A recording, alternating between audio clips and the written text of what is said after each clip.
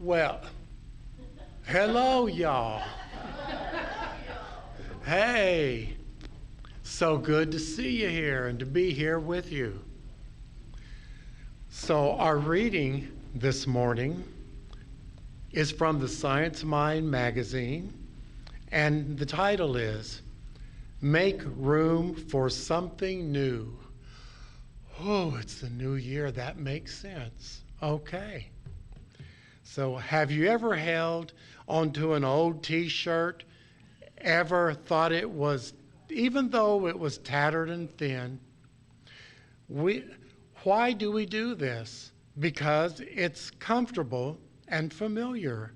Sometimes we say in unhealthy work settings and relationships far longer than we should for the same reason. Growth requires us to let go of some things that no longer really serve us, though like a comfy old piece of clothing, they are familiar and even comforting in some ways. The discomfort of releasing an old belief or habit will soon be replaced by the joy of operating in our lives at a higher order if we are willing to change. There's an old joke among spiritual leaders. Everyone wants to transform, but nobody wants to change. Transformation requires us to let go of much of our former way of thinking and being. It calls forth new ways of thinking and being, ways that empower and free us to be more our authentic selves. Yes, we must change, but change for the good. Let go. I said, let it go. Make room for something new in your life. You're worth it. An affirmation. I am no longer willing to cling to limiting thoughts and false beliefs. I embrace the truth that I am an expression of and spirit. Divine love and power flow through me now. Okay, and now please join with me in our invocation. If it's comfortable for you, you could close your eyes. Just participate in whatever way feels comfortable for you. Taking that beautiful inward breath. I'm feeling the unity that this room is filled with of divine spirit. And I'm knowing that this celebration this morning is divinely powered and guided. I am knowing that the service is offered by Spirit through Ken. And I know that each of us get exactly what we have come for, and in a way that we understand, and that we are able to take the gifts that come from this talk today. We take them with us into our life today, and we put them into action, and they bless our life, and they motivate us. They align us and attune us with our authentic self. And it is for this and so much more I am truly grateful. And I release my word knowing that it is done now. And together we say, and so it is.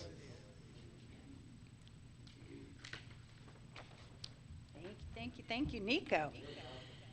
And if you need a prayer today, Nico is our, hi Welcome back, you guys. Our practitioner of the day, and I am here with you for prayer. Liz Martinez is here. Ken Fales is here. We got people that pray with you, so please come up for a prayer after service, and thank you, Nico. Who's this? Oh, Scott Tobias. Hey. Special music. Yeah, I was waiting because Ken asked if I would show up when Nico was up, and so here I am. Good morning, everyone. So this next song I'm going to do is in honor of the new year. And, you know, you try to think, okay, well, so what's a good song for that? And, of course, Auld Lang Syne is the standard for New Year. So I decided to play that. And when I decided to play it, I also researched the song. And you know what's interesting about this? I mean, there's a lot of things interesting about it, but it was written by a Scottish poet in the late 18th century. And I mean, that's a long time ago. And eventually there was music that was put to it. And it really, if you hear the words, it sounds like an old pub drinking song. But it's very melancholy. Auld Lang Syne means old times' sake. So it's about the past. It's about remembering people in our past, maybe people that aren't with us anymore. And it's also remembering the new year, or the old year as the new year happens.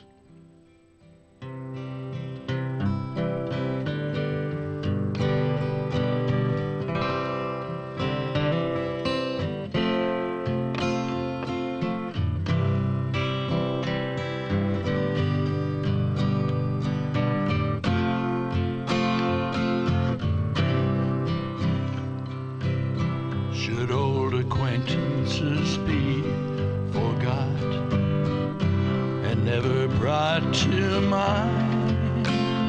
Should old acquaintance be forgot for Auld Lang Syne? For Auld Lang Syne, my dear, for Auld Lang Syne, we'll take a cup of kindness yet for Auld Lang Syne. And surely you'll buy your pint cup, and I will buy mine, and we'll take a cup of kindness yet for Auld Lang Syne. For Auld Lang Syne, my dear, for Auld Lang Syne. Oh, we'll drink a cup of kindness yet for Auld Lang Syne.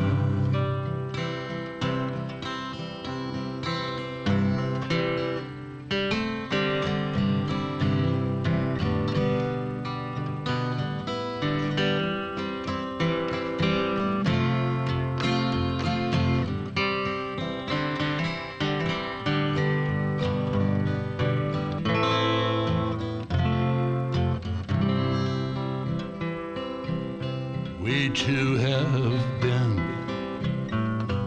around the slopes and picked the daisies fine, but we wandered so many weary miles since Auld Lang Syne.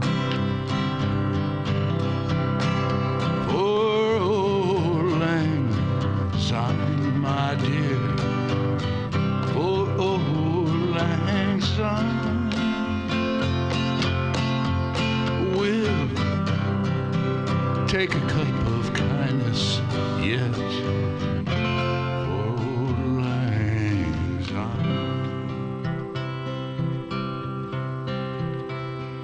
and here's a hand,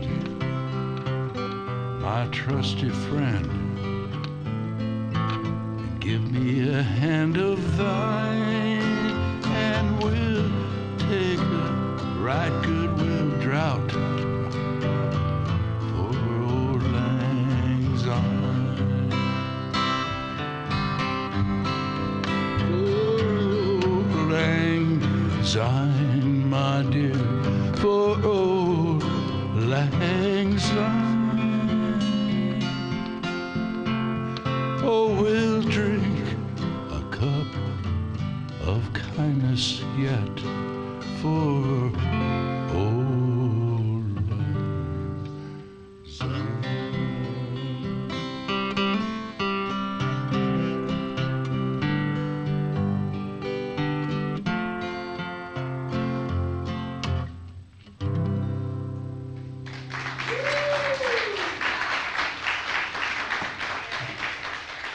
Thank you. Thank you, Scott. Welcome us into the new year. Okay, our theme this month is transformation, and our topic today is transcendence. So our speaker of the day and the spiritual mind treatment after the speaker is Ken Fales. We've missed you, Ken.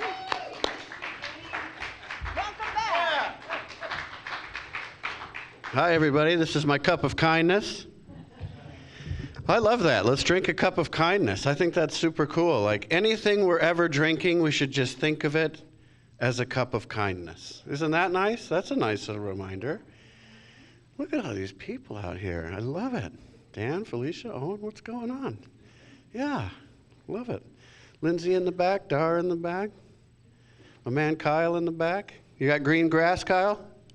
I knew it. I come down the mountain and I saw the green grass on the hills and I thought, I'll bet Kyle's got green grass.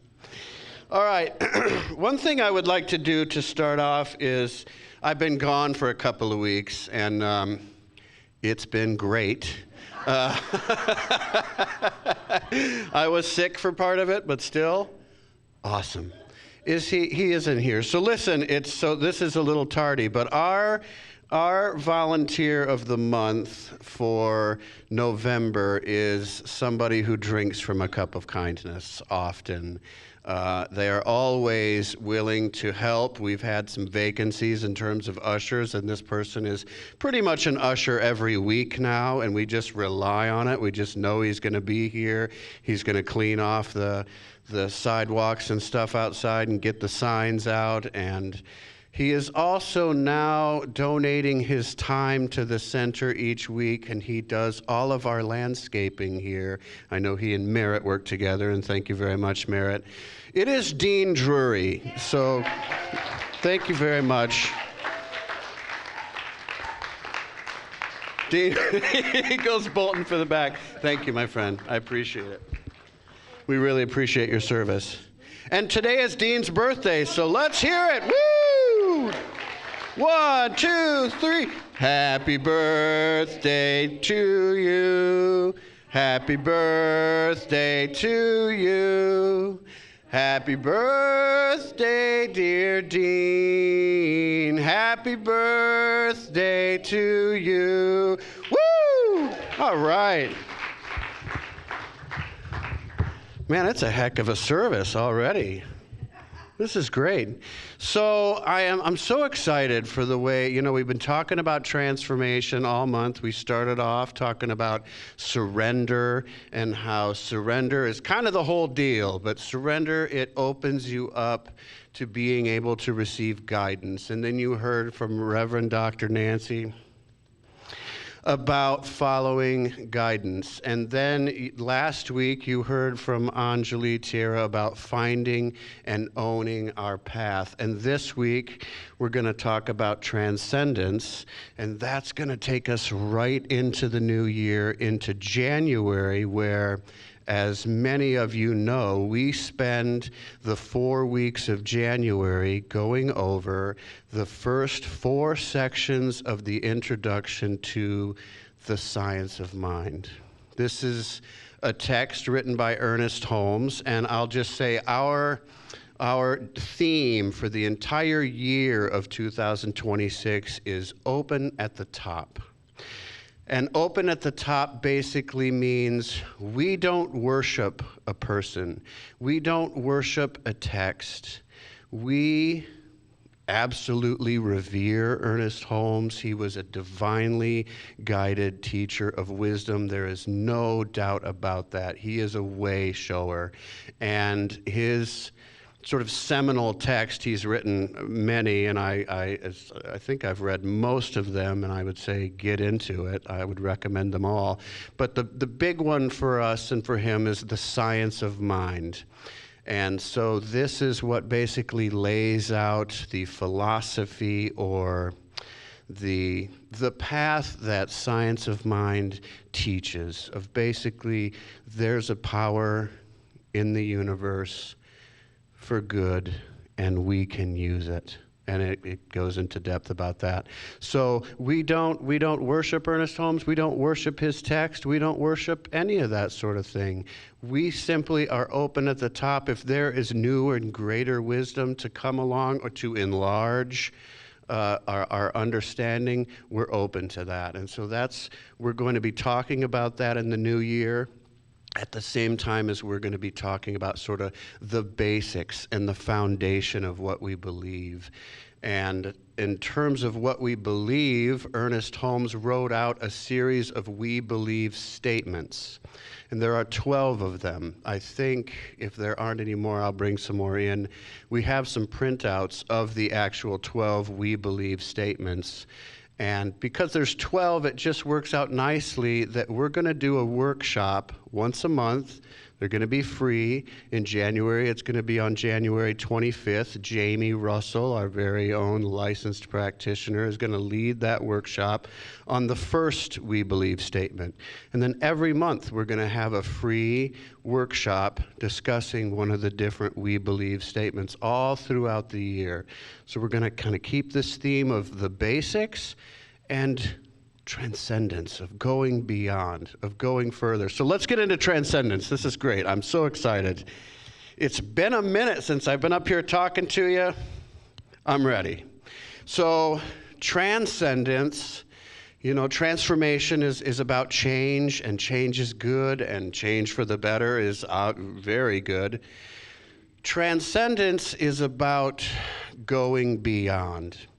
And if we're being technical and looking at the definition, it is about going beyond the physical form. And I'm not in a hurry to go beyond the physical form. I love it. I really enjoy waking up in this physical form. I ended up getting a good one, knock on. I mean, a decent one. And I really like it. But we can go beyond the physical form temporarily from time to time. We can have experiences of our higher self. We're always going to return to our self. This is such as the nature of living in the physical world. But today we are going to talk about transcendence, of going beyond, and we're going to talk about how to transcend in this life here, like Christ said, to be in the world but not of it. That's what we're going to talk about in terms of transcendence, that we're in this world and we love this world. This world is great, right? This is awesome. We get to come here every Sunday and have fun together, but we can be in this world and not get caught up in all the, I want to say miasma, but I don't know what that word means. So, Merritt, do you know what miasma means? Miasma? I feel like you know most things, so I just turned to Merritt, but okay. Garbage. Great. Yeah, I was right. That's that divine intuition right there. Thank you for miasma. So when I think of transcendence, I think of this story about a character named Siddhartha. And this is a novel that's written by Hermann Hesse, who is by far the greatest novelist ever. in my opinion. I just love him, everything he's ever written. Check out Narcissus and Goldmund. What an incredible novel. But Siddhartha is the story of this young person. He's the son of a Brahmin in India, and a Brahmin is what we would think of as a priest. It's also important to know that the very highest class is the Brahmin class. So he was studying to be a priest. And he decided, I'm leaving home. I'm done with this. Me and my friend Govinda, we're going out into the woods. We're going to give up all our worldly possessions, and we're going to be samanas, which is to say, we're going to take up our begging bowls, and we're going to seek to transcend the self.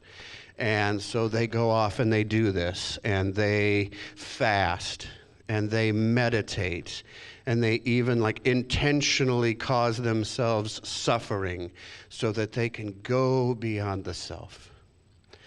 And thousands of times he goes beyond the self, and he leaves this human form, and he has this transcendental experience, and thousands of times he returns to the self.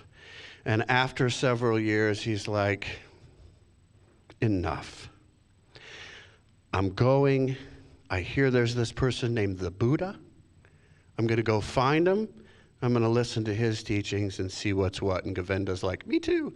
So off they go, and they go find the Buddha. And indeed, the Buddha's teachings are perfect. They are so good. And Govinda says, I'm going to be a samana.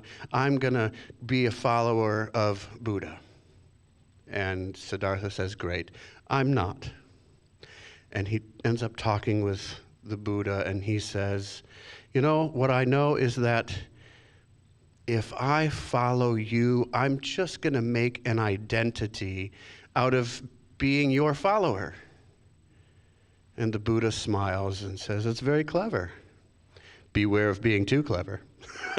So, you know, Buddha, always got to be a little bit of a bring down. So Siddhartha leaves, and he goes and he crosses this river. And of course, this is all so metaphoric and beautiful. He crosses a river. Of course, he's going from one side to the next side. He's moving on. And the ferryman says, this is the price. And he says, I don't have any money. And the ferryman says, that's okay. Someday you will pay me. And he gets to the other side, and Siddhartha has this sort of awakening. He's like, I am nothing. I'm not a Brahmin's son. I'm not a samana. I'm not a business person. I'm nothing in this world. I have nothing. And he feels so free and so wonderful. And then he realizes, I have nothing.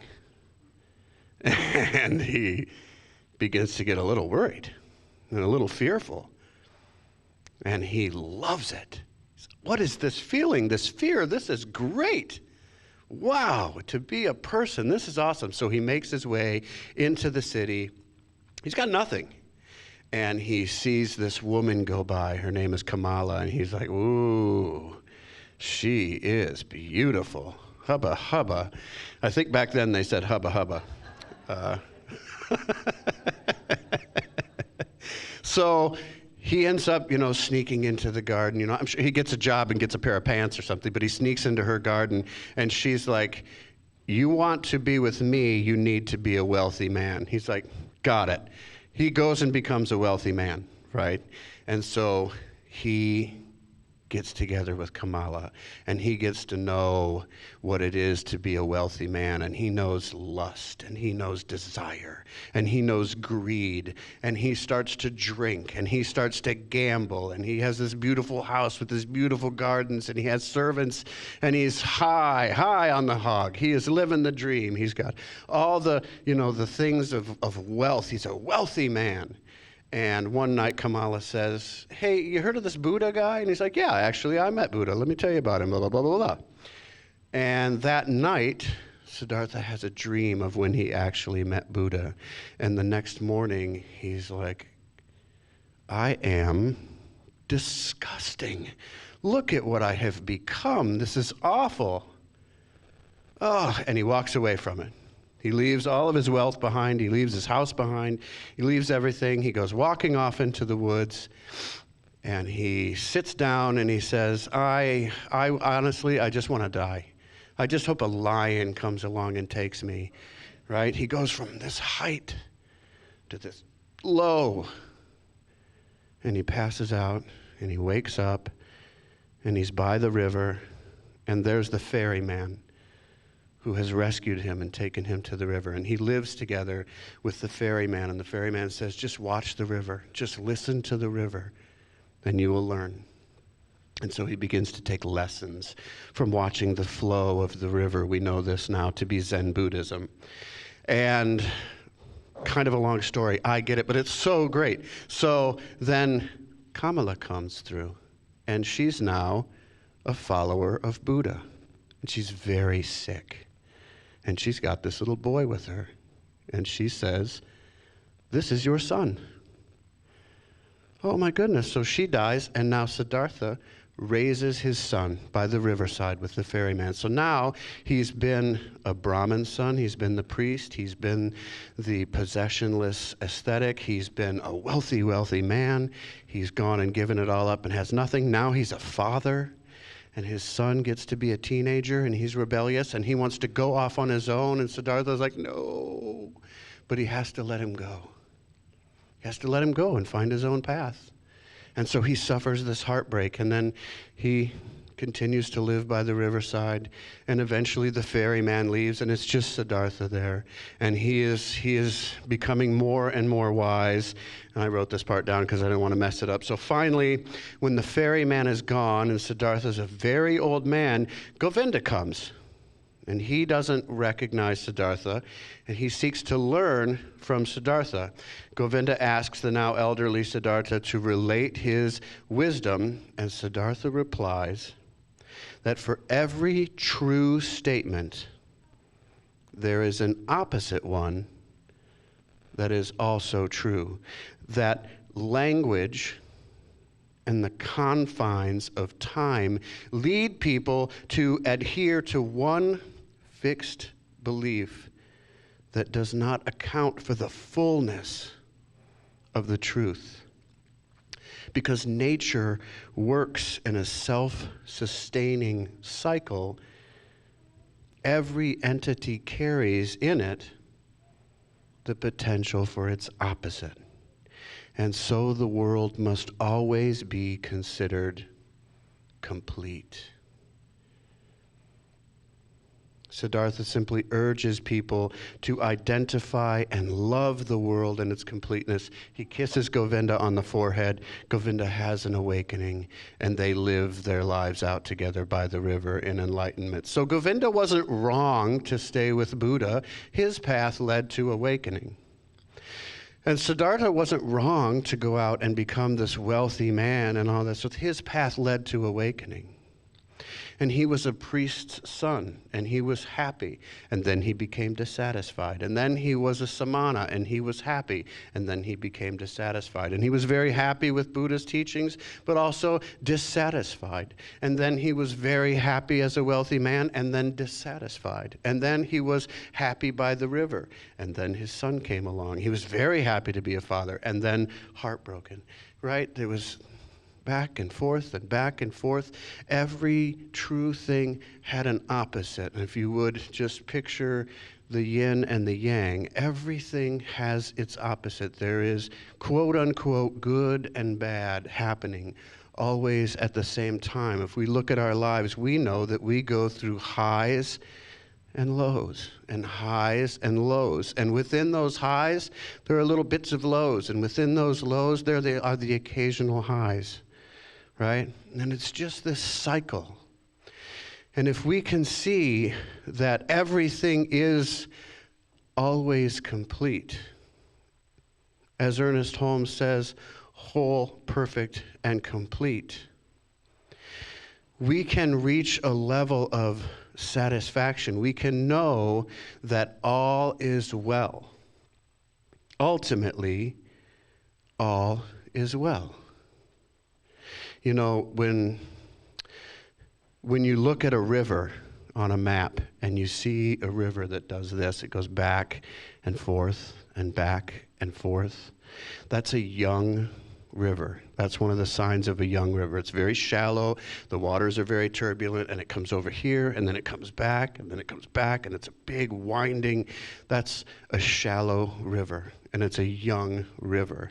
And over time, what happens is it transcends its banks, it overflows, and it cuts off one of those bends, and it starts to go more straight, and it gets deeper, and it flows more calmly and more peaceful, so that when you look at a map and you say, for instance, look at the Nile River, it is like this.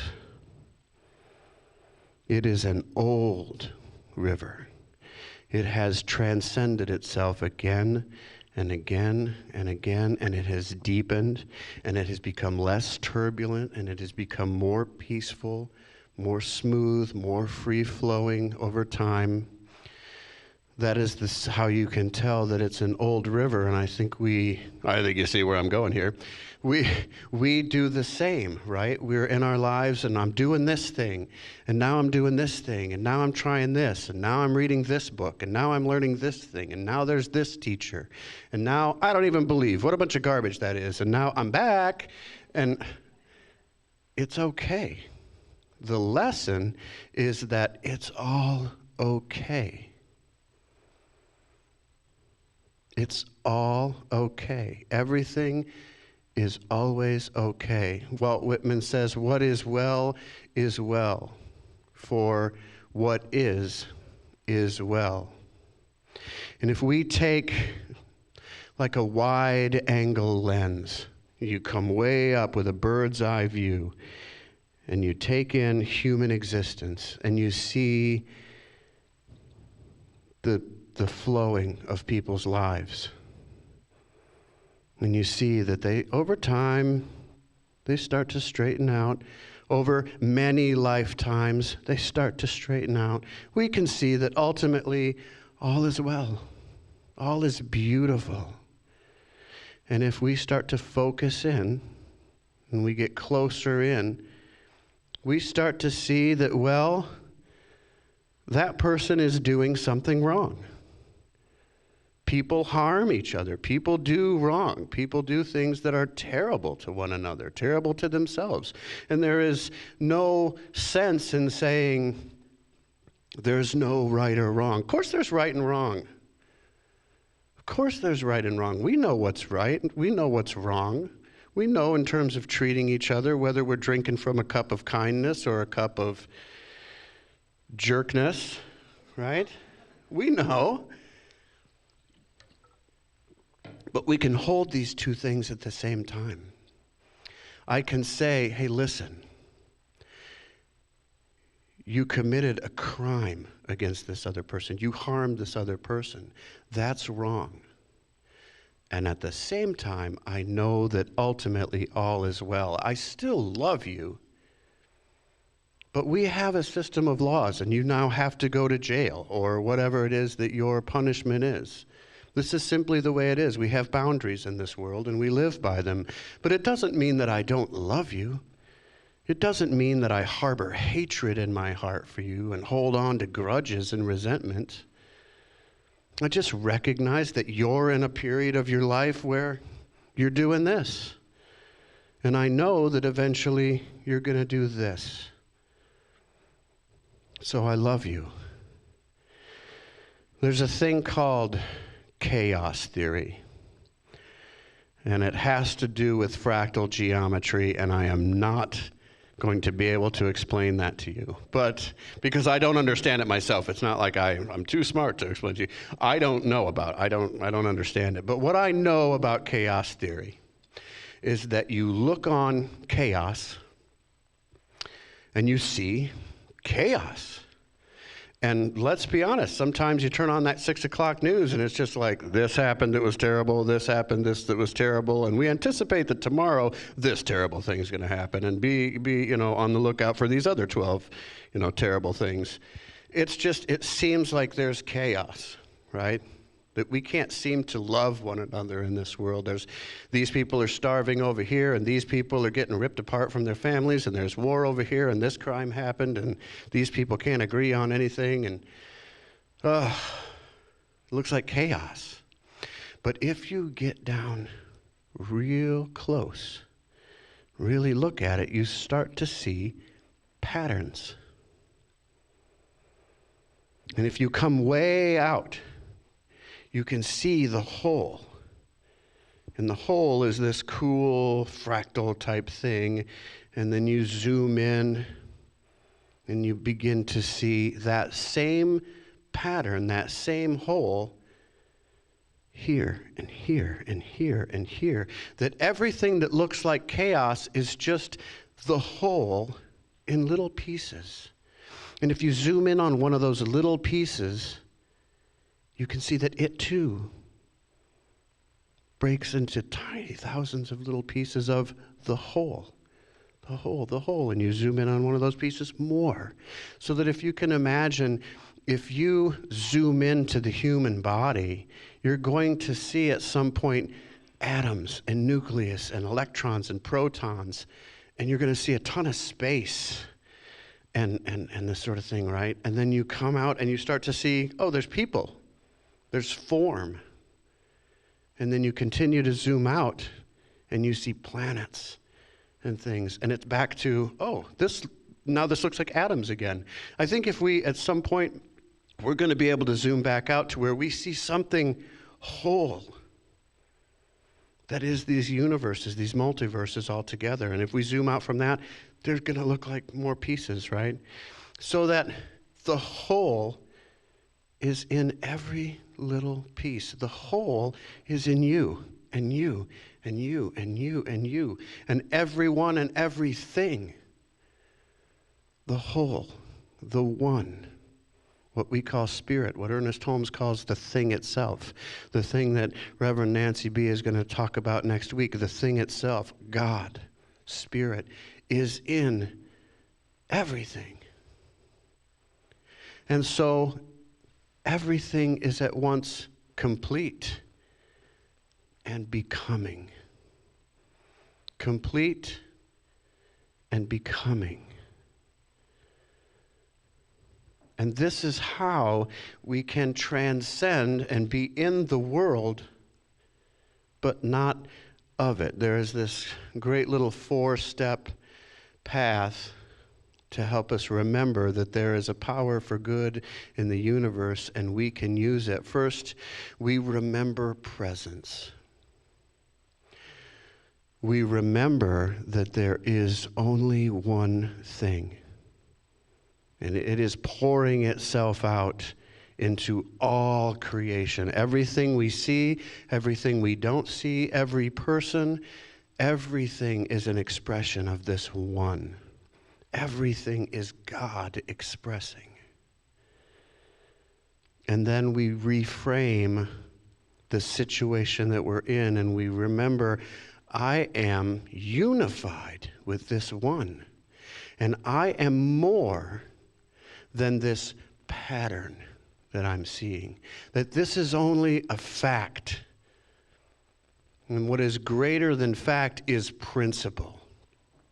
And the principles of God would be love, peace, joy, harmony, perfect balance, wisdom. These principles outshine any temporary fact that seemed to be a part of a pattern. And then we release, we let go of our control, we surrender and we consent to guidance. And we respond, we say, what is mine to do? And that guidance answers us. And it's usually very small, faithful steps that we need to take. The guidance comes along and says, do this or say this. And we do this one little thing. We say this one little thing. And then the next step is revealed to us. And the next sentence is revealed to us. And on and on and on. And in that way, we are living in the world, But we have transcended this small s self. We have opened ourselves up to our higher selves, to the direction of the one, to that which we truly are.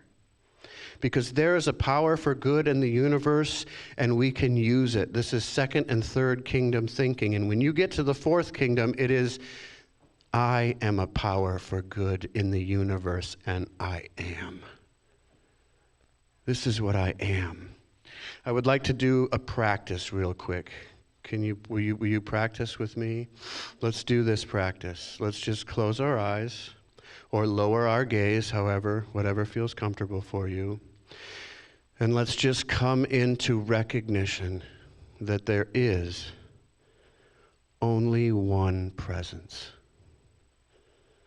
There is only one life. Only one thing happening, the thing itself. One power, one life. And this life, this presence, I want you to say this quietly to yourself. This presence is my breath. This presence is my awareness. This presence is my intelligence here and now. And as you inhale, think to yourself, I receive. And as you exhale, I release. I receive. I release. Now you do that on your own for a while.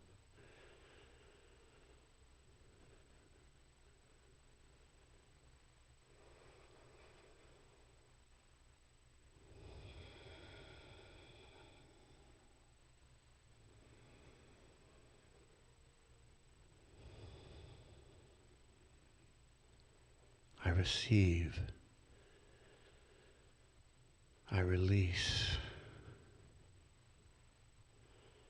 And now ask, what quality wants to live through me today? What principle of the one? Love, joy, peace, harmony, beauty, wisdom. What principle wants to live through me today? And listen for that inner voice. It will answer.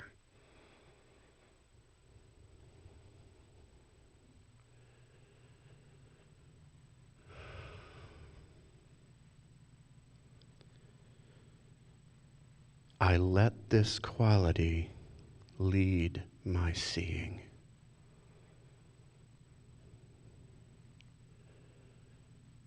I let this quality lead my steps.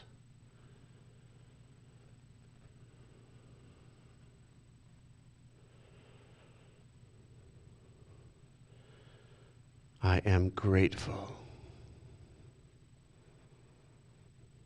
and I let it be. And so it is.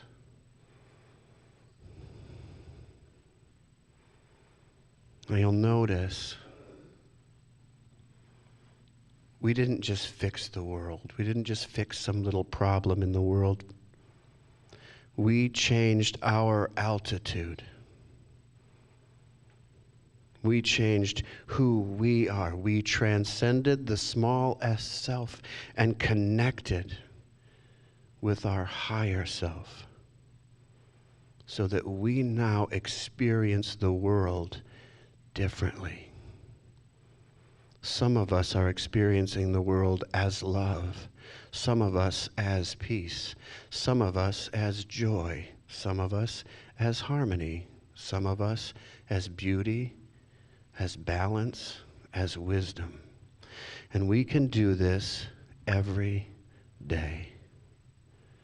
We can connect with our source, remember that we are one with it, and ask, what quality wants to live through me today. Surrender and allow that quality to guide our words. Surrender and allow that quality to guide our steps. Let it go and let it be. Now let's go right back into treatment. I know there is one life. There is one power. There is one thing itself. And that life is my life now. That power is the power coursing through me now.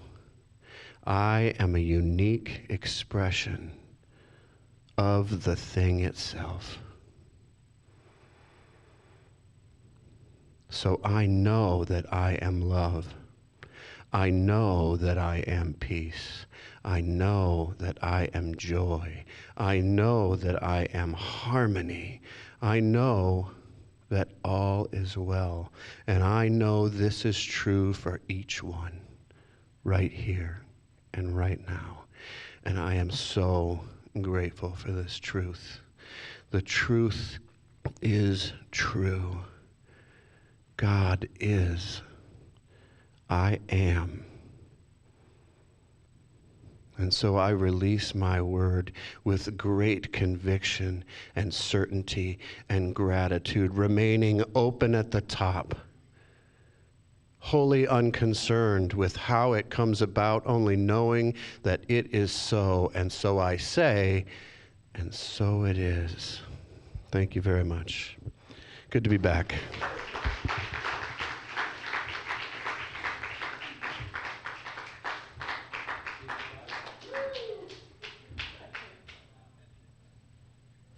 Thank you again, Ken. Wow. Whew. Yes, it's nice to have Ken back. Professor Ken, he acted like a professor today, right? I mean, giving all the good stuff. And that was, even though it was long, the I can't even say it, was perfect for me because I never knew that before. So, special music again. Scott Tobias.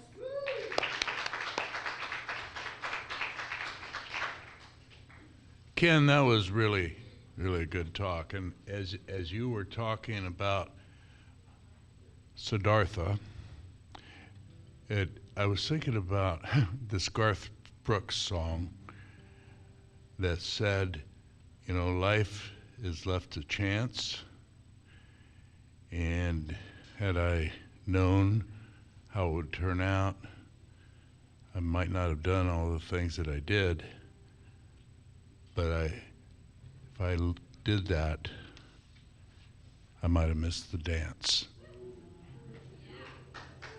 And I think that's, you know, how we have to look at our lives sometimes. I mean, we go out there and we make mistakes and we stumble, and then we pick ourselves up and we go back again. And that is how we learn. Anyway, that's not the song I'm going to do. I hope I didn't disappoint you.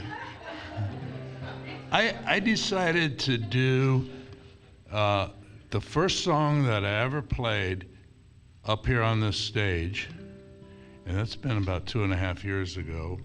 I played it a couple times. It's Shenandoah.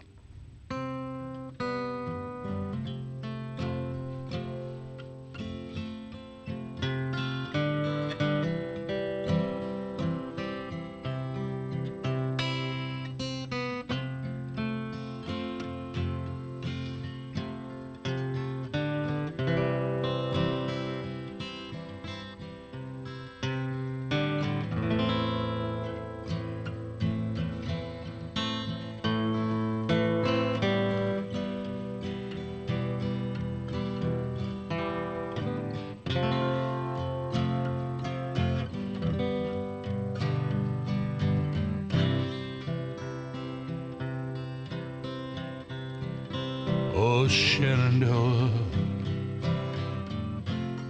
I long to see you away. You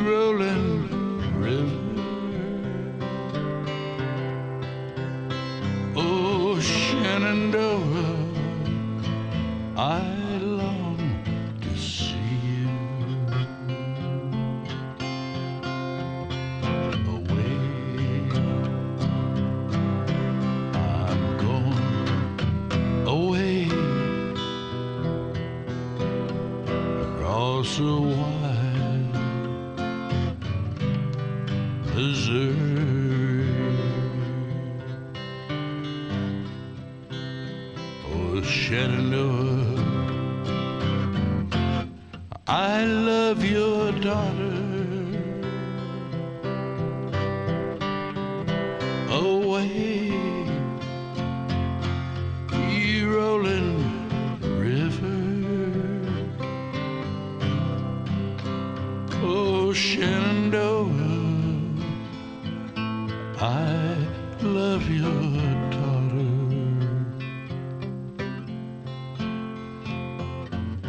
Away, I'm going away across a wide Missouri.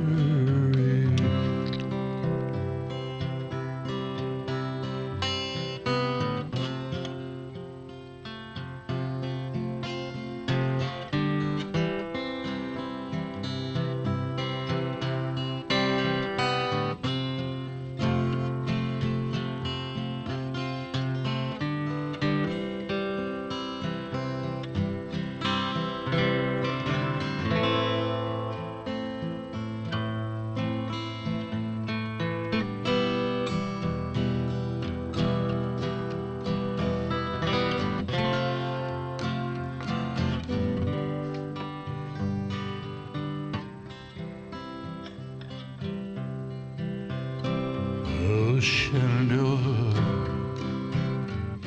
I am bound to leave you. Away, you rolling river.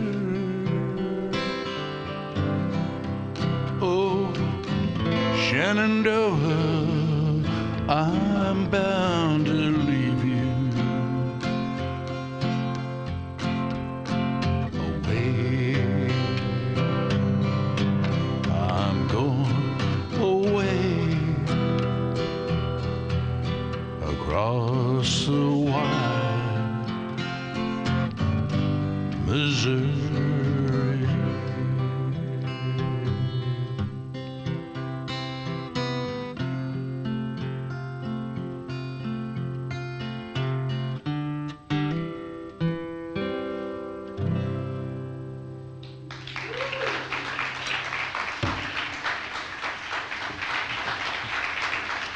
Thank you.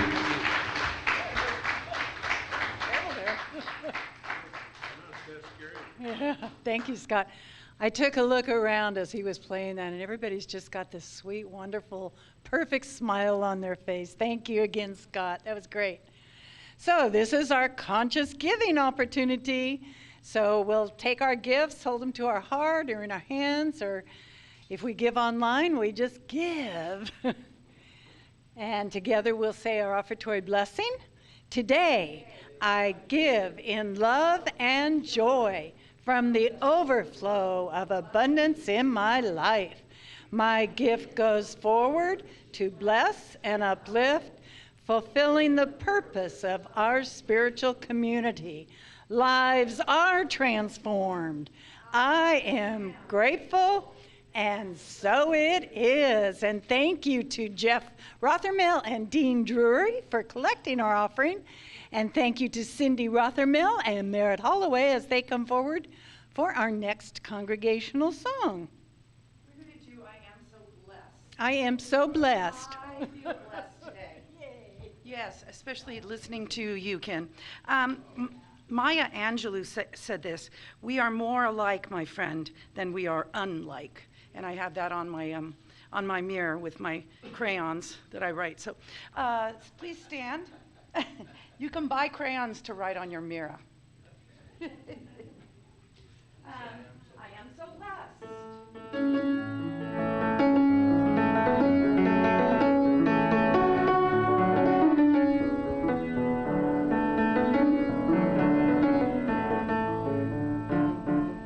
I am so blessed. I am so blessed.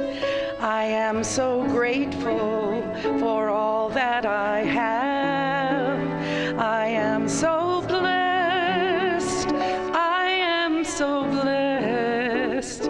I am so grateful. I am so blessed. I am so blessed. I am so blessed. I am so grateful for all that I have. I am so blessed. I am so blessed. I am so grateful. I am so blessed. Thank you. So everybody's still standing. Just a couple reminders. Mary Ann Okel has prepared food for our food and fellowship up in the fellowship hall. Then we come back in here for Lindsay Linegar's dance. She's already going back there. And please come up for a prayer from one of our practitioners today. So as we circle up, we're going to hold our hands up to each other.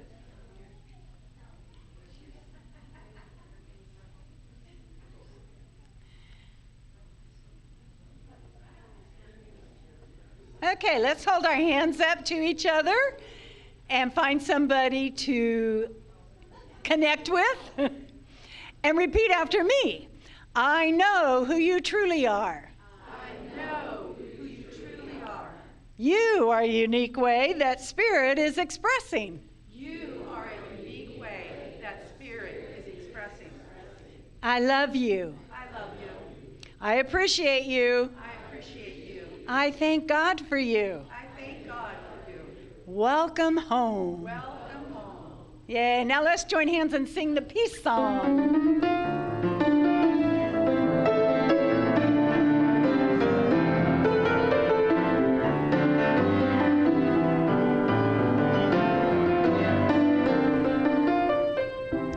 Yes, there is peace on earth, and yes, it begins with me.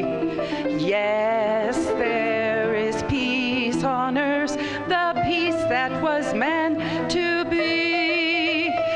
With God as our power, family all are we. Let us walk with each other in perfect harmony. Yes, peace begins with me. Yes, this is the moment now. With